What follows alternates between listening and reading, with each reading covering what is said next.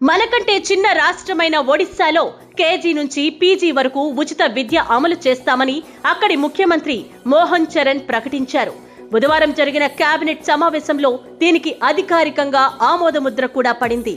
ఒడిశా లాంటి రాష్ట్రాలే విద్యార్థుల భవిష్యత్తు కోసం అంతటి సాహసోపేతమైన నిర్ణయాలు తీసుకుంటే మరి ఆంధ్రప్రదేశ్లో అది ఎందుకు సాధ్యం కావడం లేదని ఆంధ్ర జంజీ ఫోర్స్ సూటిగా ప్రశ్నిస్తోంది. మన పాలకులు మాత్రం విద్యను కేవలం ఒక పెద్ద వ్యాపారంగా మార్చేశారు. ప్రజలకు నిజంగా కావాల్సింది ఉచిత నాణ్యమైన విద్యా వ్యవస్థ.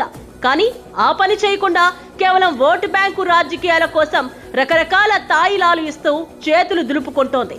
వేల కోట్ల రూపాయల ప్రజాధనాన్ని ప్రైవేటు కార్పొరేట్ శక్తులకు దోచిపెడుతూ విద్యా రంగాన్ని నిర్వీర్యం చేస్తున్నారు. ఏపీలో అన్ని వనరులు పూర్తి పాజిబిలిటీ ఉన్నప్పటికీ కేజీ నుంచి పీజీ వరకు ఉచిత విద్యను ఎందుకు అమలు చేయడం లేదో సమాధానం చెప్పాలి.